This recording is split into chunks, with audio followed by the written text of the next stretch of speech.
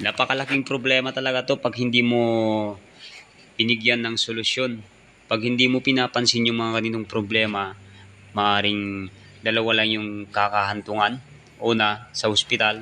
Pangalawa, sa kamatayan. Kaya pagka nakaranas ka ng mga medyo maigpit na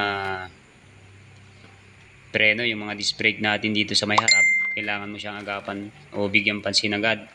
Katulad nito, 2 beses na o maraming beses siyang natumba bago nakarating dito sa ating pagawaan. Dahil yun nga, kumakapit tong kanyang disc sa ating brake pad. At mahirap na siyang ikutin. Kaya dapat natin gawin dito, buksan lang natin tong kanyang caliper para malinis natin yung kanyang pinakapiston doon sa loob. Siyempre, alisin natin tong 2 tornilyo. At pati na rin tong galing sa kanyang hose. Alisin din natin.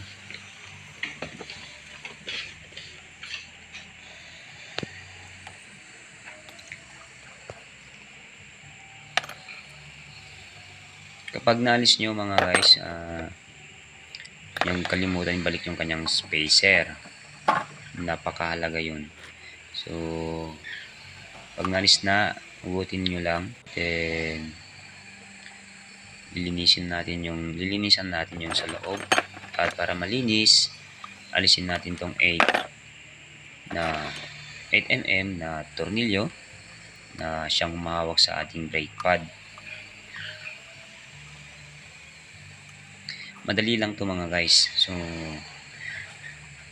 panuorin mo lang at siguradong masusundan mo ito. Then kapag naalis na natin yung 8mm na tornilyo, pwede na natin alisin tong kanyang brake pad. At pagkatapos, hugutin lang natin to. At nakikita nyo, may madumi na, nakalawang na siya. So, kailangan natin itong linisin din mamaya. At ito, madalas na nakaka-encounter ng mga baguhan nito. Hindi nila alam paano nila ibalik. So, madali lang ibalik.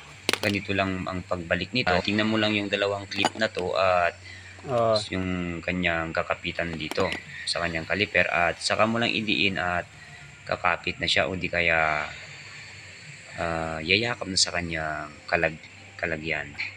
So, ganun lang kadali mga guys, no? Pagkatapos, hugutin lang natin tong kanyang pinakapiston. Gamit tayo ng plies. At syempre, pag nahugot na natin, linisin natin tong kanyang pinakapiston. Pero wag nang lilihain to mga guys ha. Ang dapat na panlinis dito ay damit lang o yung mga tela. Then meron tayong dito, alisin 2 rubber na siyang nagga-guide sa ating piston o siya yung mahawak sa ating piston. Nagsisil sa kanyang fluid para hindi lumabas. Ito 2 rubber. At pag naalis yung 2 rubber, kumuha lang kayo ng kahit na anong panlinis nyo sa ating pinag-alisan ng kanyang rubber.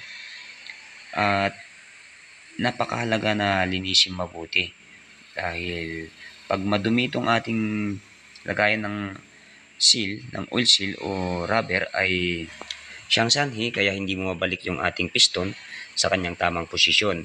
Then pag hindi na bumabalik o masyado nang hinigpitan ng ating rubber yung ating piston ay kumakapit na yung ating brake pad sa ating disc. Kaya napakahalaga na malinis natin mabuti ito mga guys. Pagkatapos, alisin natin tong rubber na to. Alisin natin yung mga dumi sa loob. O maaaring hindi nyo na rin alisin, pwede rin. Basta importante, malinis natin yung sa loob. At syempre, pag nalinis na natin, kailangan natin yan lagyan ng grasa sa loob. At ito, pag may mga kalawang na, pwede nyo nang lehain to.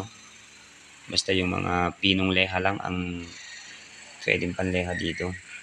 Alisin nyo lang yung mga dumi at mga kalawang at saka natin siya ibalik.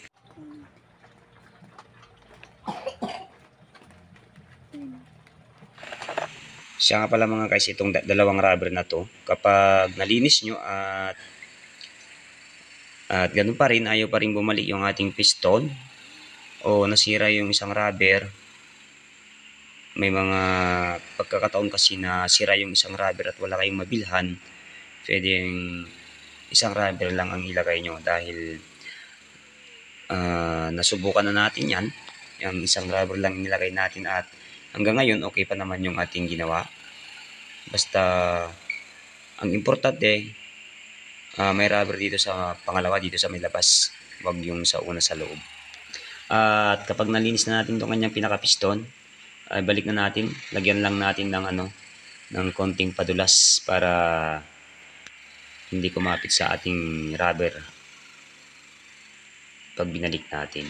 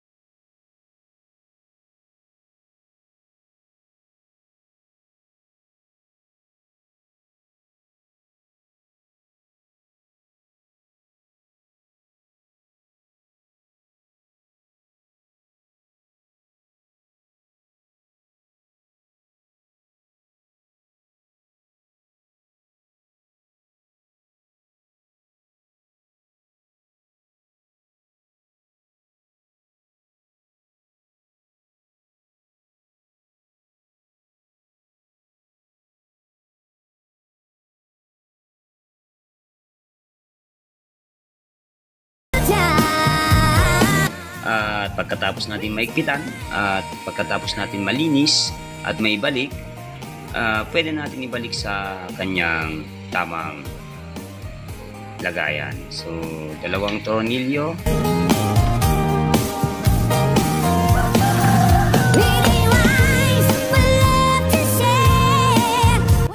At ibalik natin yung kanyang hose at huwag kalimutan tong kanyang spacer dito sa may loob to.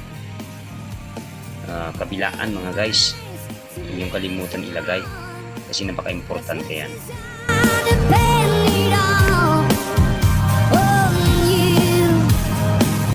At syempre kailangan natin higpitan yung tamang higpit lang para hindi masira.